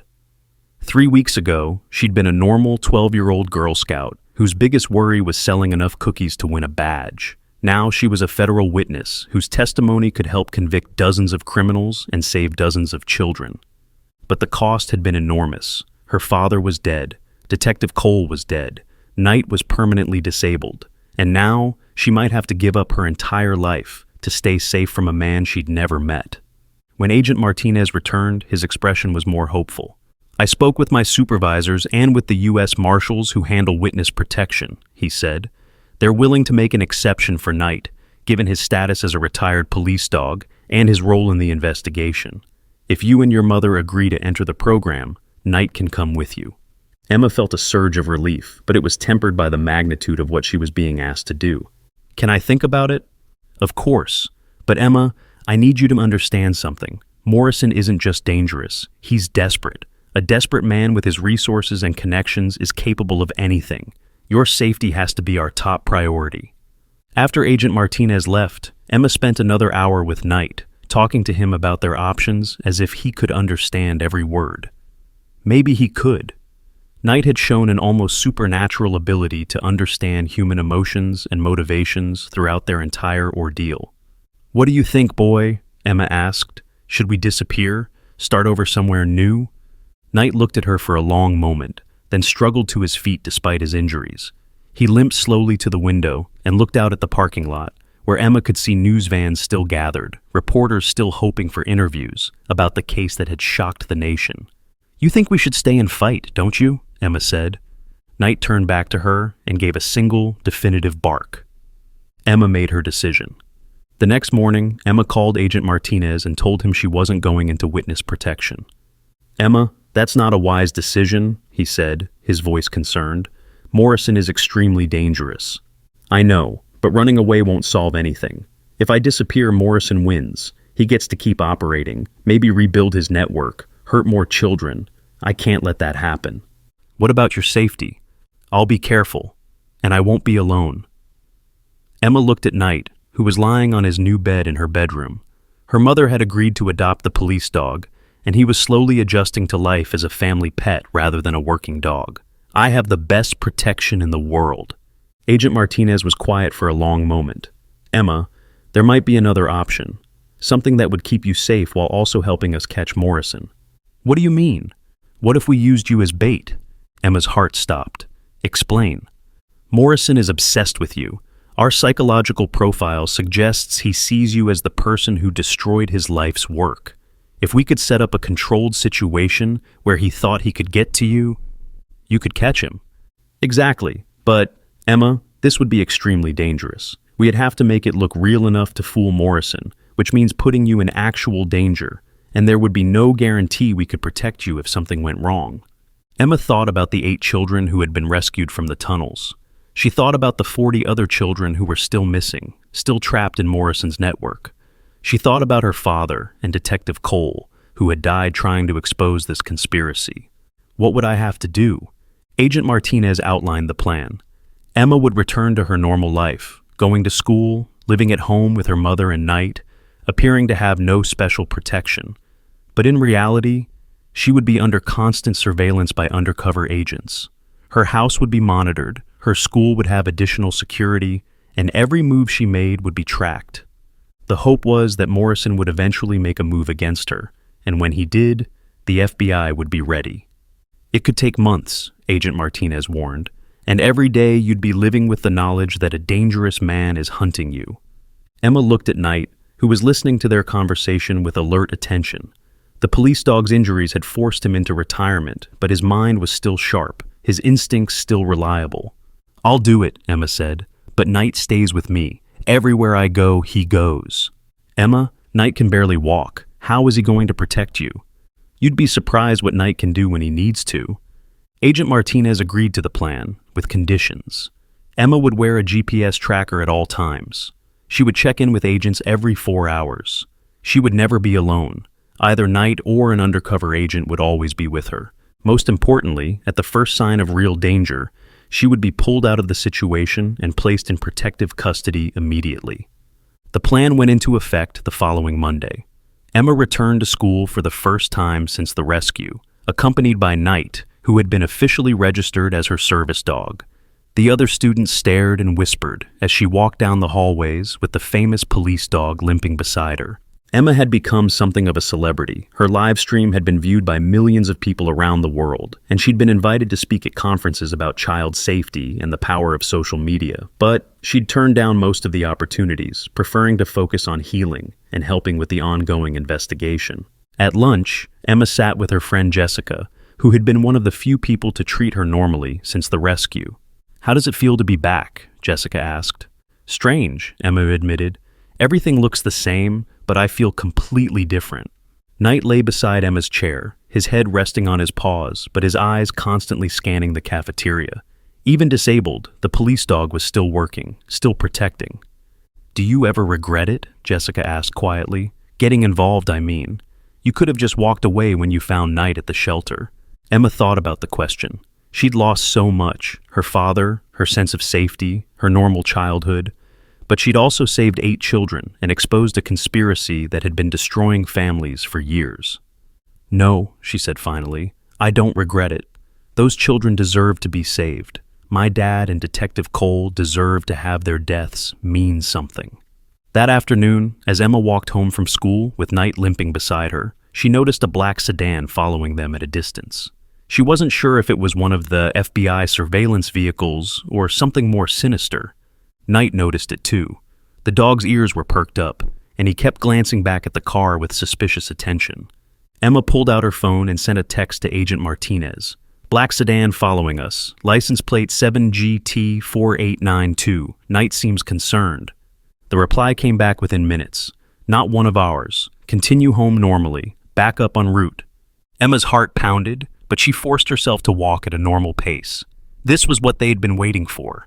A sign that Morrison was making his move. As they turned onto Emma's street, the black sedan continued past them, but Emma caught a glimpse of the driver. It was a man in his 30s with dark hair and sunglasses, someone she didn't recognize, but Knight's reaction suggested the dog had seen this person before. "Do you know him, boy?" Emma whispered.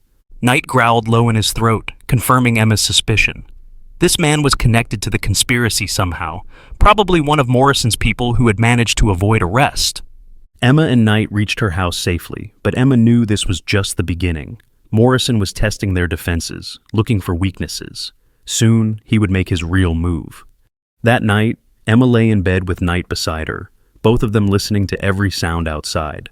The house was surrounded by FBI agents, but Emma knew that Morrison had resources they might not anticipate. Around 2 a.m., Knight suddenly lifted his head and growled. Emma sat up, her heart racing. She could hear something. A faint scratching sound, like someone trying to pick a lock. Emma grabbed her phone and speed-dialed Agent Martinez. "They're here," she whispered when he answered. "Someone's trying to get in. Stay in your room, lock the door. We're moving in now." Emma heard footsteps on the stairs outside her bedroom, slow and careful. Whoever was in the house was trying to be quiet, but Knight's enhanced hearing picked up every sound. The door handle to Emma's room turned slowly. Emma held her breath, her finger hovering over the emergency app that would alert every law enforcement agency in the state. But as the door opened, Emma saw a familiar face in the moonlight streaming through her window. It was Detective Hayes. He was supposed to be in federal custody, awaiting trial, but somehow he was standing in Emma's bedroom, holding a gun and smiling coldly. "Hello, Emma," he said quietly. "We need to talk." Knight struggled to his feet despite his injuries, positioning himself between Emma and Hayes. The police dog's hackles were raised, and he was growling deep in his throat. "How did you get out of jail?" Emma asked, trying to keep her voice steady. "I have friends in high places," Hayes said. "People who have as much to lose as I do if this investigation continues. People who think you have caused enough trouble." Emma realized that the conspiracy went even deeper than they'd discovered. Hayes had been broken out of federal custody, which meant someone with serious power and resources was helping him. "Where are the FBI agents?" Emma asked. Hayes smiled coldly. "Dealing with some diversions we created. Don't worry, they'll find us eventually, but not before I finish what Morrison started." Emma's blood ran cold. "Morrison sent you. Morrison doesn't like loose ends, and you, little girl, are a very dangerous loose end." Knight lunged forward despite his injuries, but Hayes was ready for him. The corrupt detective fired a tranquilizer dart that hit Knight in the shoulder, and the police dog collapsed immediately. "Knight!" Emma screamed, but Hayes grabbed her arm and pulled her toward the window. "We're going to take a little trip," he said. "Morrison wants to meet you personally." Emma realized that this had all been planned. The black sedan, the break-in, even Knight's tranquilization. It was all designed to get her away from her protection and into Morrison's hands. But as Hayes forced her toward the window, Emma activated the emergency app on her phone. Within seconds, alerts would be going out to every law enforcement agency in the region. "Too little, too late," Hayes said, noticing what she'd done. "By the time they figure out where we've gone, it'll all be over." Emma looked down at Knight, unconscious on her bedroom floor. The police dog who had saved her life was helpless now, unable to protect her when she needed him most. But as Hayes pushed her out the window onto a ladder he'd positioned there, Emma made a promise to herself and to Knight. She would find a way to survive this. She would find a way to stop Morrison once and for all. And she would make sure that every child in Morrison's network was rescued, no matter what it cost her. The war between Emma and Morrison was just beginning. If you were in Emma's situation, taken by the very people you helped expose, what would be your plan to escape and finally end this nightmare? The van smelled like cigarettes and fear. Emma sat in the back seat with her hands zip-tied behind her back, watching the familiar streets of Maplewood disappear in the darkness. Detective Hayes drove in silence, occasionally glancing at her in the rearview mirror with cold, calculating eyes. Emma's mind raced, trying to process what had just happened. Hayes was supposed to be in federal custody. The fact that he was free meant the conspiracy reached into levels of government she hadn't even imagined. But more importantly, Knight was lying unconscious on her bedroom floor, and her mother was probably walking into a nightmare when she came home from her night shift at the hospital. "Where are you taking me?" Emma asked, trying to keep her voice steady. "Somewhere Morrison can have a proper conversation with you," Hayes replied without taking his eyes off the road. "You've caused him a lot of problems, little girl. Cost him a lot of money." Emma tested the zip ties around her wrists. They were tight, but not impossibly so. She'd learned some basic escape techniques from a safety course her father had insisted she take. If she could dislocate her thumb, she might be able to slip out of the restraints. "How many children are still missing?" Emma asked, partly to keep Hayes talking, and partly because she genuinely needed to know. Hayes laughed, a sound completely devoid of humor. "You think rescuing 8 kids made a difference? Morrison's operation spans 12 states and 3 countries. You exposed one small piece of a much larger puzzle." Emma felt sick, but also determined. If Morrison's network was that large, then stopping him was even more important than she'd realized. "The FBI will find me," Emma said. "They're tracking my phone." "Your phone is sitting on your bedroom floor next to that useless dog," Hayes said. "And the FBI is currently chasing shadows on the other side of town. We gave them plenty of distractions to keep them busy." Emma's heart sank, but she refused to give up hope. She thought about Knight, lying tranquilized in her room.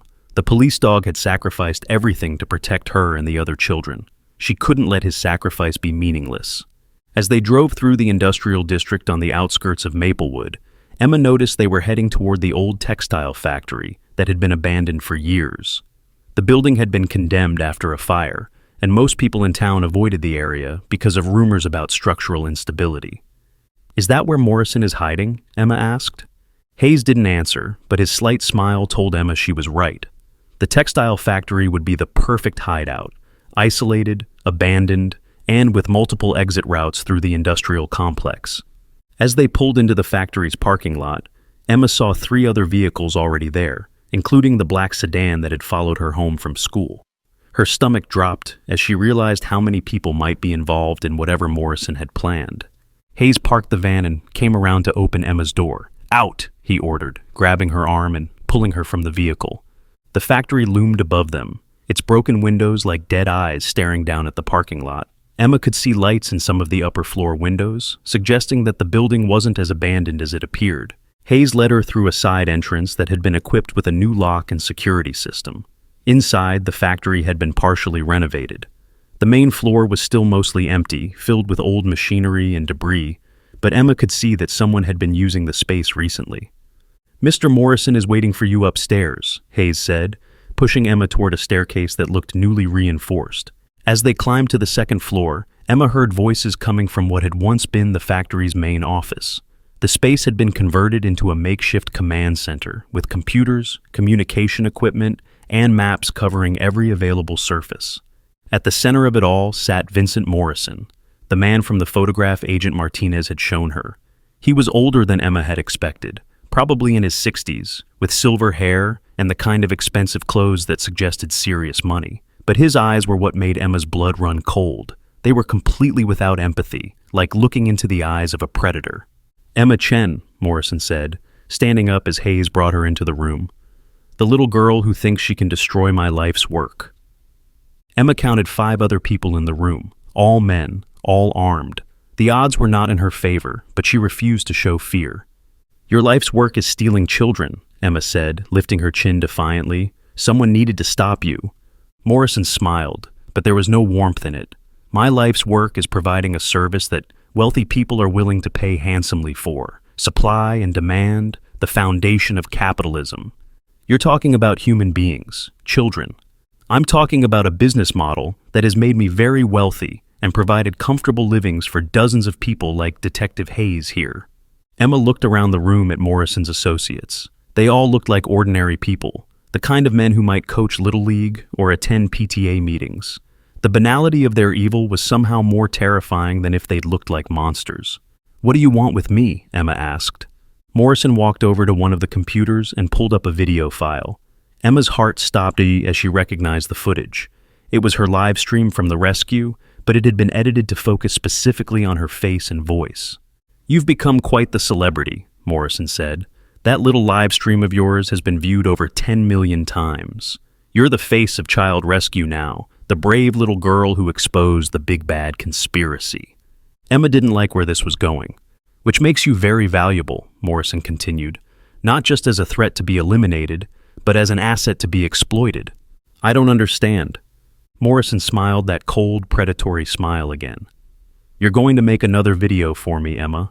A very special video where you explain that everything you said about the conspiracy was a lie, that you made it all up for attention, that the children you rescued were actually just runaway kids who had been living in the tunnels voluntarily."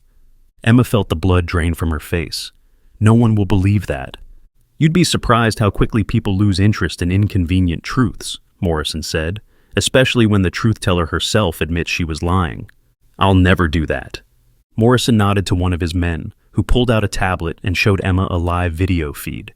Emma's heart stopped as she saw her own bedroom, where Knight was lying exactly where she'd left him, unconscious and helpless. "Your dog is very loyal," Morrison said. "Even tranquilized, he tried to follow you when my men went back for him. It took 3 men to carry him out of your house." Emma stared at the screen in horror. "You have Knight?" "He's in a very precarious situation," Morrison said. "One word from me and he'll be put out of his misery. Permanently." Emma felt tears welling up in her eyes, but she blinked them back. She couldn't show weakness now, not when Knight's life depended on her staying strong. "What about my mother?" "Your mother is safe for now. She's been taken into protective custody by some very confused FBI agents who think they're keeping her safe from us. But we know where she is, Emma. We always know where the people we're interested in are." The threat was clear. Morrison wasn't just holding Knight hostage, he was holding Emma's entire world hostage. "If I make this video," Emma said slowly, "what happens to the children who were rescued? What happens to the investigation?" "The investigation will collapse without your testimony," Morrison said. "The children you rescued will be discredited as unreliable witnesses, traumatized kids who were coached by a lying little girl seeking attention. The prosecution's case will fall apart, and my associates who were arrested will be released." Emma felt sick. All those FBI agents working around the clock, all those families reunited with their children, all the evidence that Detective Cole and her father had died to expose, it would all be meaningless if she made this video. "And if I don't?" Morrison's expression didn't change, but Emma heard the threat in his voice. "Then you'll watch your dog die, and then you'll watch your mother die, and then you'll make the video anyway. The only difference is how much pain you cause the people you care about before you do what I want." Emma closed her eyes, trying to think. There had to be a way out of this. There had to be something she could do to save Knight and her mother without destroying everything she'd worked for. "I need to see Knight," Emma said. "I need to know he's alive before I agree to anything." Morrison considered this for a moment, then nodded to Hayes. "Bring her to see the dog, but keep her restrained." Hayes led Emma down a different staircase to the factory's basement, which had been converted into a holding area similar to what Emma had seen in the tunnels under Maplewood. But instead of children, this space held Knight. The police dog was lying in a cage that was far too small for him, still groggy from the tranquilizer, but conscious. When he saw Emma, he struggled to his feet, his tail wagging weakly. "Knight!" Emma called out, rushing toward the cage as much as her restraints would allow. Knight whined and pressed his nose through the bars of the cage, trying to reach Emma. She could see that his injuries from the shootout had reopened during his capture. There was fresh blood on his bandages. "Let me touch him," Emma pleaded with Hayes. "Please, I just need to know he's okay." Hayes looked around, then unlocked the cage and allowed Emma to kneel beside Knight. The dog immediately pressed against her, seeking comfort and giving what comfort he could despite his own pain. As Emma petted Knight's head, she whispered as quietly as she could, "I'm going to get us out of this, boy. Just trust me." Knight looked into her eyes with that same intelligent expression she'd seen so many times before, and in that moment, Emma saw something that gave her hope. Knight wasn't just a victim here. Even injured, even tranquilized, the police dog was still thinking, still planning. Knight had positioned himself in the cage so that he could see the entire basement. His eyes tracked the movements of Morrison's guards, noting their patterns, their weapons, their weaknesses.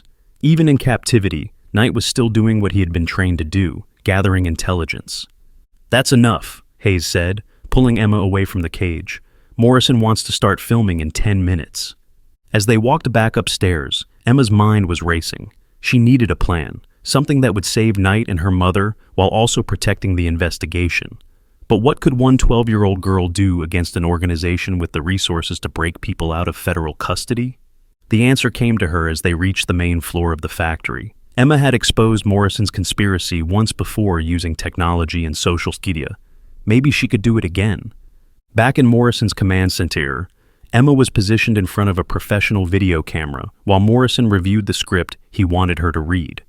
The statement was carefully crafted to discredit everything she'd said and done, painting her as an attention-seeking child who had fabricated evidence and manipulated traumatized children for her own benefit.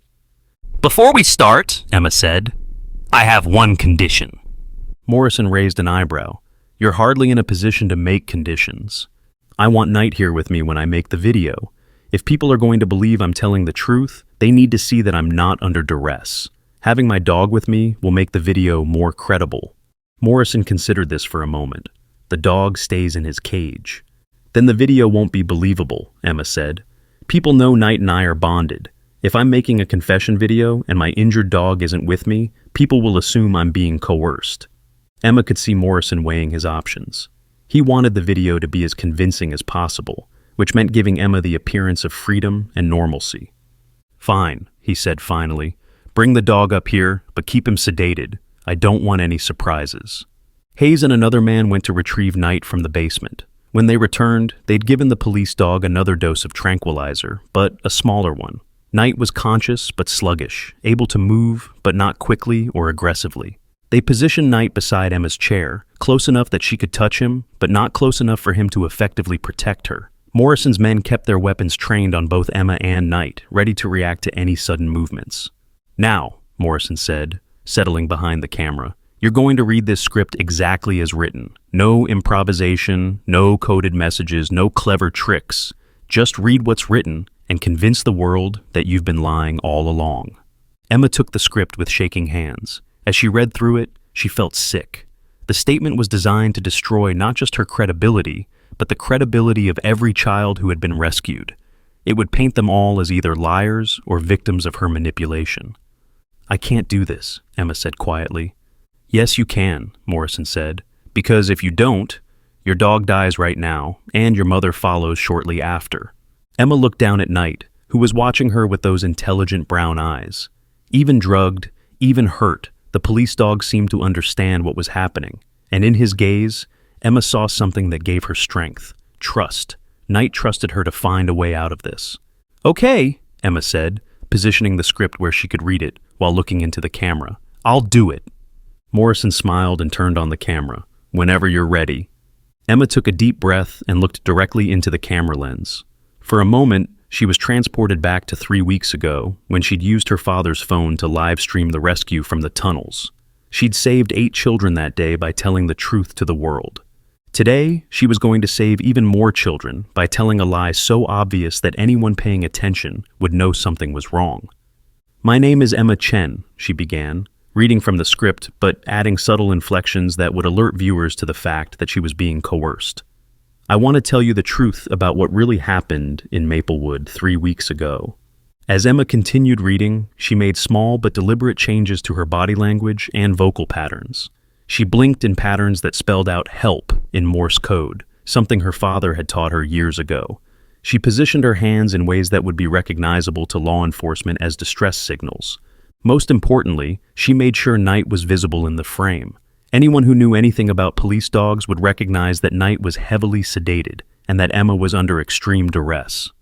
"The children I claimed to rescue from underground tunnels were actually runaway kids who had been living there voluntarily," Emma read, her voice carefully flat and emotionless in a way that was completely unlike her normal speaking pattern.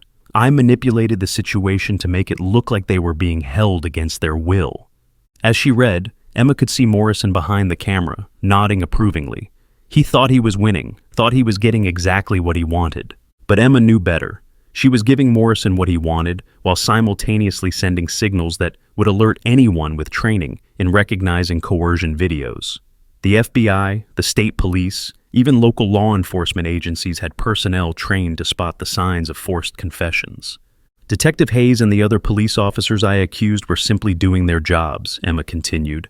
"I fabricated evidence and used social media to spread lies about good people." Emma finished reading the script and looked directly into the camera. "That's the truth about what happened in Maplewood. I'm sorry for the pain I caused to innocent people." Morrison turned off the camera, his expression satisfied. "Perfect. That video will be uploaded to every major social media platform within the hour. By tomorrow morning, your credibility will be completely destroyed." But as Morrison began uploading the video, Emma noticed something that made her heart race with hope. In her peripheral vision, she could see Knight's ears perk up slightly, his head turning toward the factory's main entrance. The police dog had heard something that Morrison and his men hadn't noticed yet: the sound of vehicles approaching the factory. Emma realized that her emergency app activation had worked after all. Law enforcement was coming, and they'd managed to track her location despite Morrison's precautions. The question now was whether they would arrive in time to prevent Morrison from escaping, and whether Emma and Knight would survive the confrontation that was about to unfold. Emma caught Knight's eye and saw the police dog give an almost imperceptible nod. Despite his injuries and the tranquilizers, Knight was ready to fight when the moment came. Morrison was about to discover that he'd underestimated both a 12-year-old girl and a retired police dog who refused to give up. The final battle for truth was about to begin. Just when Morrison thought he had won, Emma had planted clues in her forced confession that would expose his entire operation. But would anyone notice them in time? The sound of approaching helicopters cut through the night air like thunder. Morrison's head snapped up from his computer, his face going pale as he realized what was happening. "How did they find us?" he snarled, turning toward Emma with fury in his eyes. Before Emma could answer, Knight suddenly lunged forward despite his sedation and injuries. The police dog's teeth clamped down on the zip ties around Emma's wrists, and with a sharp twist of his head, he snapped the plastic restraints. "The dog!" Hayes shouted, raising his weapon, but Knight was already moving. Despite his injured leg and the tranquilizers in his system, Knight's training kicked in. He knocked over the video equipment, plunging the room into partial darkness as several lights crashed to the floor. In the confusion, Emma rolled behind an overturned desk, her hands finally free. The factory exploded into chaos.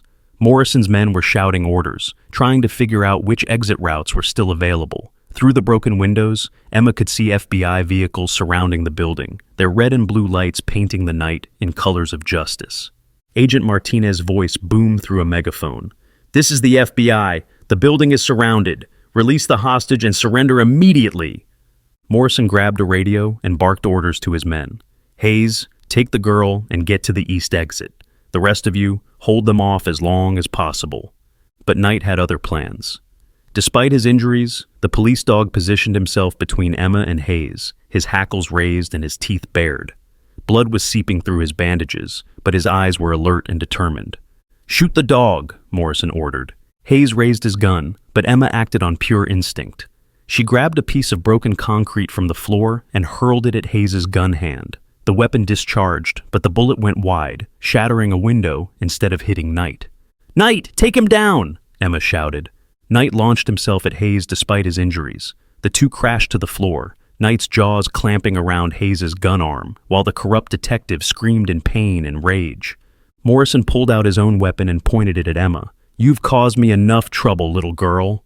But before he could pull the trigger, the factory's main doors exploded inward. FBI agents in tactical gear poured into the building, their weapons drawn and their voices shouting commands. "Drop your weapons! Hands where we can see them!" Morrison's men scattered in different directions, some surrendering immediately, while others tried to fight their way to the exits. Gunfire erupted throughout the factory as the FBI moved to secure the building. Agent Martinez appeared at the top of the stairs, his weapon trained on Morrison. "Vincent Morrison, you're under arrest for human trafficking, conspiracy, and about 40 other federal charges." Morrison's cold composure finally cracked. "This isn't over. You think you've won, but my network spans continents. Cut off one head, and two more will take its place." "Maybe," Agent Martinez said, approaching slowly, "but your head is the one we've been hunting for 5 years. The rest we can handle." Emma watched as Morrison was handcuffed and led away, still ranting about the scope of his operation and the people who would continue his work. She felt a mixture of relief and sadness. Relief that Morrison was finally caught, but sadness knowing that there were still children out there in danger. Knight limped over to Emma, his tail wagging weakly, despite his obvious pain. Emma knelt beside him, gently checking his reopened wounds.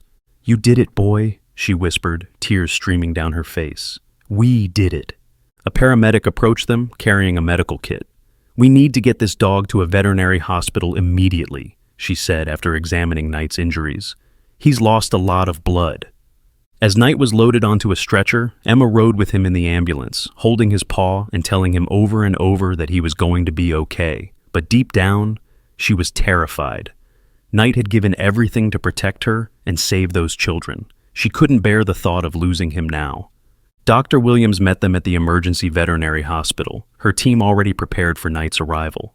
As they wheeled him into surgery, Emma sat in the waiting room with Agent Martinez, both of them covered in dust and exhaustion. "How did you find us?" Emma asked. Agent Martinez smiled grimly. "Your forced confession video. Morrison uploaded it to social media thinking it would discredit you, but he made a crucial mistake." "What mistake?" He didn't realize that every FBI agent, police officer, and federal marshal in the country has been trained to recognize coercion videos since 9/11. Your Morse code blinking, your deliberate body language, the way you position Knight in the frame, it was textbook distress signaling. Emma felt a surge of pride mixed with relief. Her plan had worked. "Plus," Agent Martinez continued, "Knight's presence in the video told us everything we needed to know. We knew you would never make a confession video without being under extreme duress, and we knew Knight would never let you be harmed if he had any choice in the matter." "What about Morrison's network? He said it spans continents." "We've been tracking his communications and financial records for weeks. The moment we arrested him, coordinated raids began in 7 countries. By morning, we'll have dismantled the largest child trafficking network in modern history." Emma thought about all the children who would be rescued, all the families who would be reunited. How many children? "We estimate over 200 children will be recovered from Morrison's network worldwide. Children who have been missing for months or years, children whose families never stopped hoping they'd come home." Emma felt tears welling up in her eyes again. "My dad and Detective Cole would be proud." "They would be incredibly proud," Agent Martinez agreed. "What you've accomplished, the courage you've shown, the intelligence you've demonstrated, it's unprecedented for someone your age." 3 hours later, Dr. Williams emerged from surgery with a cautious smile on her face. "Knight pulled through," she announced. "His injuries are serious, and his recovery will be long, but he's going to live." Emma felt like she could breathe again for the first time in days. "Can I see him?" "He's still unconscious from the anesthesia, but yes, you can sit with him." Emma spent the rest of the night beside Knight's bed, holding his paw and telling him about all the children who would be going home because of what they'd done together. When Knight finally woke up the next morning, his tail gave a weak but determined wag. "Hey boy," Emma whispered, "we saved them all." 3 months later, Emma stood in the town square of Maplewood, which had been transformed for a very special ceremony. Families who had been reunited with their children filled the space, along with FBI agents, police officers, and community members who had supported the investigation. Knight sat beside Emma, still wearing a service dog vest, but now officially retired from police work. His injuries had healed as much as they ever would, leaving him with a permanent limp and some limited mobility, but his spirit was stronger than ever. "Ladies and gentlemen," Mayor Johnson announced from the podium. Mayor Thompson had been among those arrested in the conspiracy. "Today we honor two heroes who risked everything to save our children and expose the truth." Emma had been invited to speak, but she felt nervous addressing such a large crowd. Knight seemed to sense her anxiety because he pressed against her leg, offering his usual comfort and support. When Emma's name was called, she walked to the podium with Knight limping beside her. She looked out at the crowd and saw the faces of the 8 children who had been rescued from the tunnels under Maplewood. They were smiling, healthy, surrounded by families who had never given up hope. "3 months ago," Emma began, "I was just a Girl Scout who wanted to help animals at the shelter. I never imagined that one abandoned police dog would lead me to uncover the biggest conspiracy in our town's history." She paused, looking down at Knight, who was watching her with those same intelligent brown eyes that had first captured her attention at the shelter. "But I learned something important through all of this. Heroes aren't people who aren't afraid. Heroes are people who do the right thing even when they are afraid. My father was afraid when he started investigating the missing children, but he did it anyway because it was right. Detective Cole was afraid when he continued the investigation after my father died, but he did it anyway because it was right." Emma's voice grew stronger as she continued, "And Knight was afraid when he chose to protect me instead of hiding from the people who wanted to hurt him. But he did it anyway because that's what heroes do." The crowd was completely silent, hanging on every word. "Today, we're not just celebrating the rescue of 8 children from Maplewood. We're celebrating the rescue of over 200 children from around the world. Children who are going home to families who never stopped loving them, never stopped searching for them, never stopped believing they would come home." Emma pulled out a piece of paper, a letter that had arrived that morning. "Yesterday I received a letter from a little girl named Sophia in California. She was rescued from Morrison's network 2 weeks ago. She wrote, 'Dear Emma and Knight, thank you for saving me. I thought I would never see my family again. But because you were brave, I'm home now. I want to be brave like you when I grow up.'" Emma's voice cracked with emotion as she continued reading. "Sophia is 8 years old. She'd been missing for 2 years. Now she's home, safe, because Knight refused to give up, and because sometimes doing the right thing is the only choice that matters." Emma looked out at the crowd, then down at Knight, who was watching her with obvious pride. "Knight and I started a foundation called Truth's Light to help other missing children and to support the families who never stop searching. We're working with the FBI and police departments around the country to make sure that what happened in Maplewood never happens again."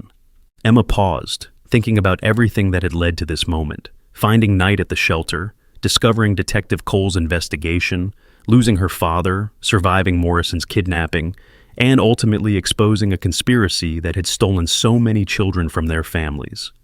"But most importantly," Emma said, her voice carrying clearly across the square, "I learned that the truth is always worth fighting for, no matter how dangerous it is, no matter how powerful the people trying to hide it are, because the truth doesn't just set you free, it sets everyone free."